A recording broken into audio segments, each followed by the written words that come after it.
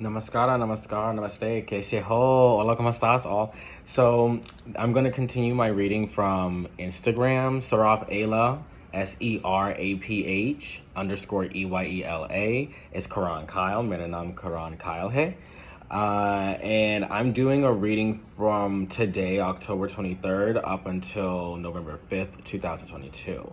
So, that's 14 cards I pulled out. Yeah, I pulled out 14 cards for like one card per day, but it's not that each card represents what's going on that day. It's just more 14 days, 14 cards, not this card is for that day, that card for that day. No. So I'm just gonna jump right into it because I'm reading the deacons, but I'm also reading I'm reading the astrological correspondence in terms of like the deacons, but I'm also reading like the upright and the reversals of the card in terms of just the tarot symbolism. But I'm also going to be incorporating a little bit of Kabbalistic knowledge about in terms of the cards. So I might be like reading a little bit about like the life paths or like what spirits are most available for right now. So the first card, we're going to do an alpha omega kind of thing. So the first card and the last card, right? So you got the Empress, DK Empress. You got the High Priestess reversed, and you got the Knight of Pentacles reversed, right? So this is the alpha card. This is your omega card, and technically speaking, your true omega card would be the card at the bottom of the deck, which is actually the Eight of Swords reversed. But in terms of the cards that I drew out for the reading, this is your omega for what I drew out from the reading, but the actual omega of the entire reading itself is actually the Eight of Swords. So, just, So, starting with this card, this is telling me that there's some, like, surface level issues or some surface level values. Like, nothing too deep or too esoteric or too occult, but more something like just mundane things going on that are coming to the surface now, and maybe you just discovered something about somebody's character just by analyzing or just by being quiet or just by like removing yourself, removing your presence, whatever it is. You decided to go to the back burner and take your knowledge and your wisdom with you. You decided not to engage. You decided not to indulge, and instead you decided to just observe, just watch, just be silent, be quiet, research and learn and read around, but still be quiet, be silent, right? So when I see this is telling me that you already know, or this is something that you already knew about an individual, or something that you already knew about a situation, and yet nonetheless it took for you to remove yourself from it for you to really see what you weren't seeing before. And this is in reversal. The pillars of Boaz and Joaquin, they seem to be forgive me, a fly got into here, and I'm gonna remove that eventually. I could not remove it before I started recording, so it's here now. Pay that entity no mind. It will be gone soon. In any case, Boaz and Joaquin, you have this thing where like the pillars, one pillar represents like the pillar of severity, the other pillar represents like the pillar of mercy, and essentially it's telling you to utilize more of like the temples of cautiousness from one pillar than the other at the moment. So you don't really want to be utilizing your strength and like testing things scientifically at the moment. You don't really want to try to overindulge in like seeing everything and understanding everything at this moment. You want to take this piece by piece. You want to just flow and just focus. You want to just be in a peaceful state of like love, mercy, forgiveness, and focusing on like the abundant things in life. What is abundant within yourself? What is latent within you that you can bring abundance and prosperity to? You want to focus more on your emotional attachments and connections to others, and being understanding of like your own emotional self, let alone your own connection with other people. So like, yes, be aware of the emotional connection with the others, but what is the true nature of that connection? How is it serving you? How is it serving them? That's what it's asking for you to do. In terms of like your own nature, like being in tune and being true to your own sexual nature, your own preference, your own orientation, your gender, whatever it is, even down to like your own religion, your own belief, like whatever it is that you believe, whatever it is that brings you, whatever it is that is your belief, your faith, your knowledge, that's what it's asking for you to just bring to the surface now. So it's not asking to go too deep in there. It's not saying, oh, just dive really deep in there and get into those esoteric occult mysteries. No, it's really more so saying, look at it from the surface level.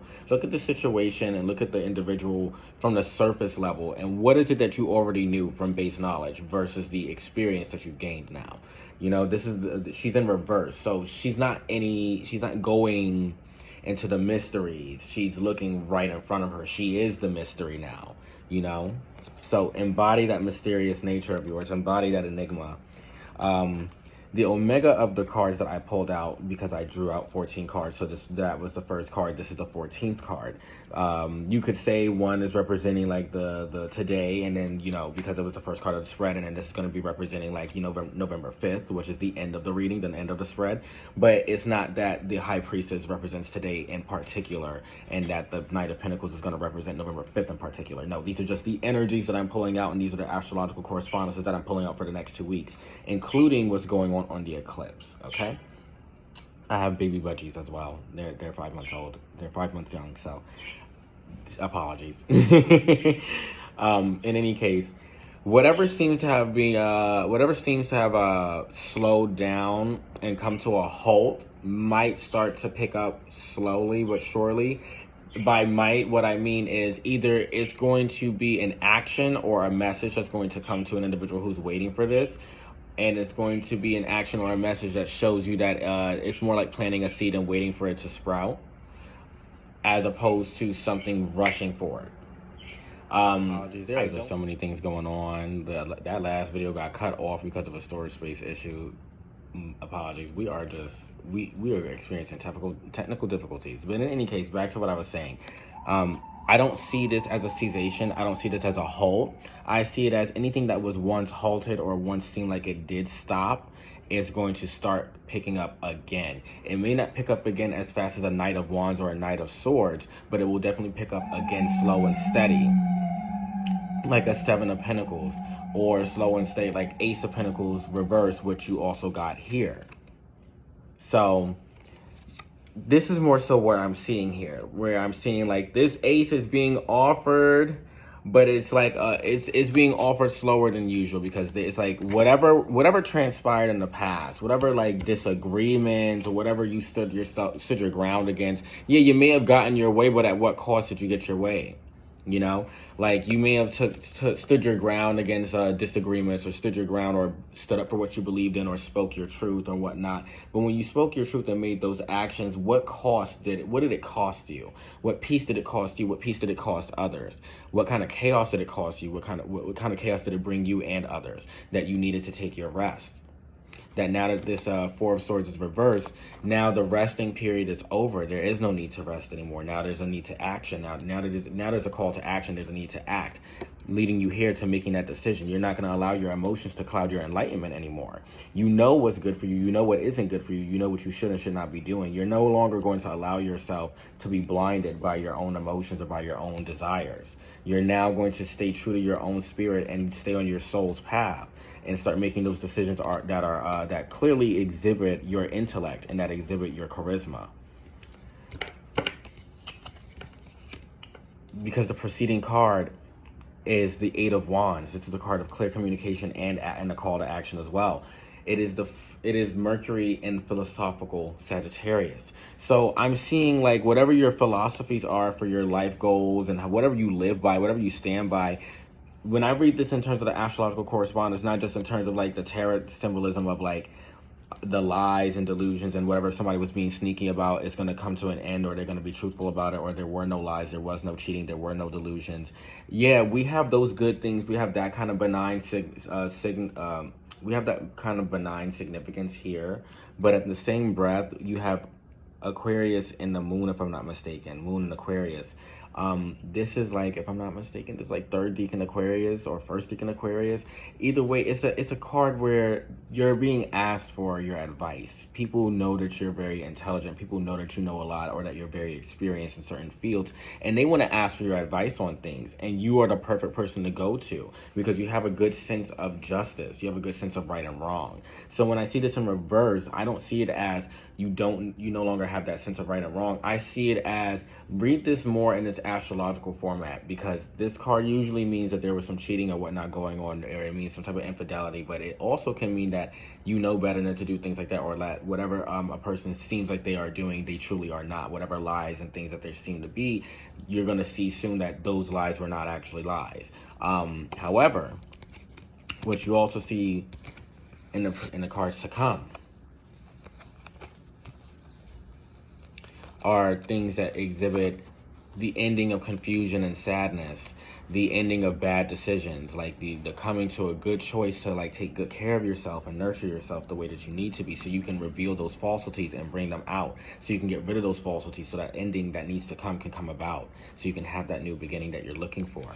Because you're going to be victorious one way or another, but you got to like expand your horizons. If you're stuck in a religious mindset, or if you're stuck in a certain kind of philosophical mindset, or in a certain way of thinking or living your life, you got to expand beyond that.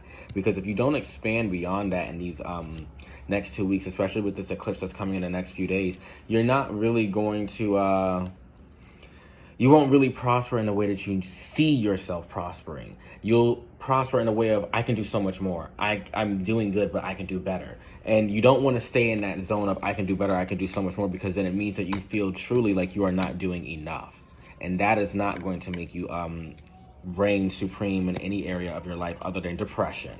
And by that, it was being facetious. I was being facetious by stating that depression will consume you, because you're going to just keep feeling like you're not doing good enough, like you're not enough, you're not better enough, you're not manifesting life that you want. And that's just absolutely not true, because great things take time to grow. Sometimes you have to stop and take a break from things and then pick it back up again a little bit later, whether that's a few days, a few weeks, a few months, a few years later. But usually you want to aim for the first two options, a few days, a few weeks later.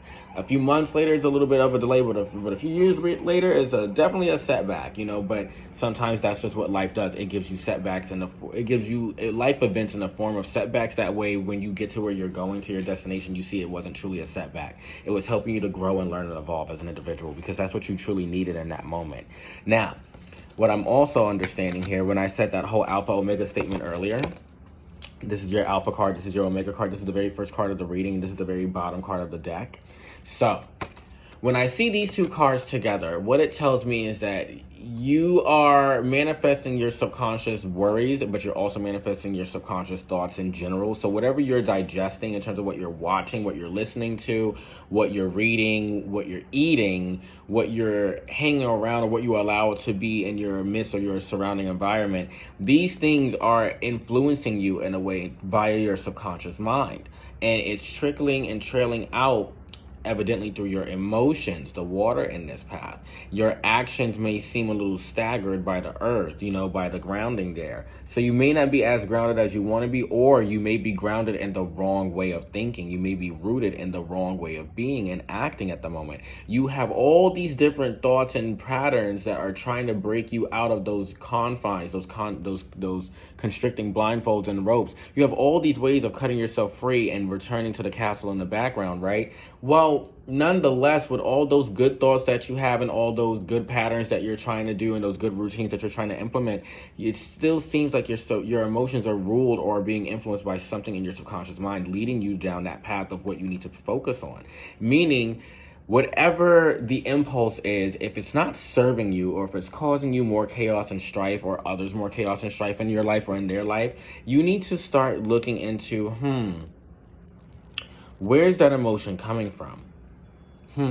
Why is that emotion present? What is it showing me? What is it teaching me? Because it's coming to the surface level. When you see the High Priestess in reverse, this is something that's surface level. This is not anything that's deep in esoteric, arcane, and occult. This is very mundane, surface level things. These are probably things like social media, or things that you can find on the internet, or things that are just coming up in blatant conversation, or just through a life experience right in your face in that moment. So there is no mystery. You are now the mystery, having the experience. And now someone else outside of you is experiencing you as a mystery, or as an enigma, or as an arcane occult figure. Nonetheless, this is still a surface level issue. So whatever's going on in your subconscious mind is coming up to the surface level. You need to be very careful of your impulses, your words, your actions, your thoughts, your habits, the things that you eat, the things that you read, the things that you drink, the things that you smell. Be very cautious of yourself in this material plane at this time, especially with that eclipse happening on Tuesday, the 25th of October. Be very careful, because a lot of things can cross over from one plane of existence to another. Whether that's from the physical to the spiritual, which is more so apportation, when you basically dematerialize something from the physical realm into like the spiritual realm, like how sometimes your socks go missing. And then you have things like where it's literally just a weakening of the boundaries of the veil. So now something that's on the other side may quite literally, like in sci-fi and in, you know, other little shows or whatever, may quite literally figuratively or physically cross on over, like a mirror image, you know, like walking right through a mirror. It may do that in an invisible way because it's an astral spirit. It does not have a corporeal form. It's not a physical form. So what that means is that a lot of people who have these karmic debts to these spirits or to these other entities or to their ancestors or just dharma or adharma or bad karma that they have coming for them, whether it's different forces of nature or cosmic forces, or whether it's just ancestral beings that they have, how do I say, slighted, you always reap what you sow. So if you utilize beings to do something against someone, well, if you don't know how to neutralize that energy, it comes back to you. And then that only, it's not to be like, oh, this is the end all be all of you. Like, no, it's to more so be like, this is to teach you what not to do and what to utilize your gift for and what to not utilize your gift for. So this in the long run is going to surface based on like these disagreements and like these like little battles that you've been having, and the reason why you needed to rest and recuperate yourself is because of the things that are probably crossing over. You know what I mean? Like, you probably have, for people who believe in alternate timelines or parallel selves, you probably have them crossing over in one way or another, probably mentally or spiritually, or maybe you're seeing apparitions of your own self. You know, those could just be potential crossovers. Those could also just be spirits and taking on an image of you to let you know there's something mystical or magical nearby, or these could just be your own ancestors or your own spirit guides letting you know that you're in the right place at the right time. Either way it goes, this is what I mean when I say that eclipse is going to have things crossing over much more easily. Your ancestors, your spirit guides, these celestial cosmic forces, they can more easily influence and or guide you, but you can more also easily receive your own, you could also be your own undoing. You could also receive your own backlash based on the things that you are doing or saying, okay? So just be aware of those kind of things, because it's very much a very real reality at the moment. I'm just redealing the same cards so I can look at them differently and see what I can gain. So from what I'm seeing here, what's going to help you to close this out is your Queen of Cups. Self-nurturing. Look after yourself. Do some self-love, self-nurturing. Give compassion to yourself. Go have fun. Do things that you love to do. Talk to people who help you mend your emotions, who help you very much. But also, there are probably people who need you to be the Queen of Cups. There are probably people who need to connect with you, who you should connect with. So don't be afraid to make the choice to reach out to these people, because it seems like past hurts and past pains are being healed, and whatever old decisions that didn't serve us, being more compassionate and nurturing towards ourselves mentally, emotionally, physically, as well as others who are trying with us, and like those who already served that position in our lives. That's what's going to be our key to solving that whole next 2 weeks. All right, I love you all. Thank you for coming. Thank you for being here, and like, subscribe, and share, and notify that, and hit the bell so you can be notified whenever I do these readings. Okay, see you. Mwah.